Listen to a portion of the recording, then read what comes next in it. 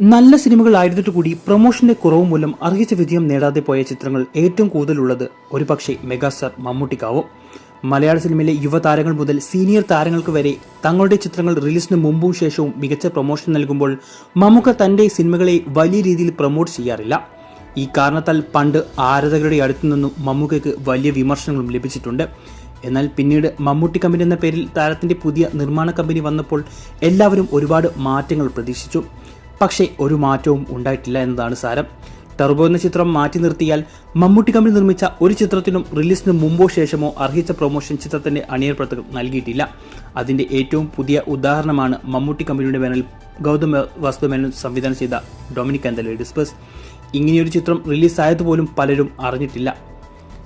ഇത് ഗൗതം മേനോനും അടുത്തിടെ ഒരു ഇന്റർവ്യൂവിൽ വെളിപ്പെടുത്തിയിരുന്നു. ഇനി വരാനിരിക്കുന്ന കളങ്കാവൽ എന്ന ചിത്രത്തിനും ഇതേ അവസ്ഥ തന്നെയാവും ഉണ്ടാവുക. ജൂൺ ആദ്യത്തോടെ റിലീസ് പ്രതീക്ഷിക്കുന്ന ചിത്രത്തിന് ഇതുവരെ ഒരു രീതിയിലുള്ള പ്രൊമോഷനും അണിയർ പ്രവർത്തകർ ആരംഭിച്ചിട്ടില്ല. 2 പോസ്റ്റർ അല്ലാതെ ഒരു ടീസറോ ട്രെയിലറോ പ്രൊമോഷൻ ഇന്റർവ്യൂകളോ ഒന്നും തന്നെ ഇതുവരെ പുറത്തുവിട്ടിട്ടില്ല.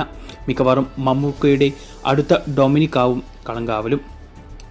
ഇങ്ങനെയൊരു ചിത്രം റിലീസ് ആവുന്നത് പോലും പലരും അറിയാൻ സാധ്യതയില്ല. ഇതേക്കുറിച്ചുള്ള നിങ്ങളുടെ അഭിപ്രായം കമന്റ് ചെയ്യൂ.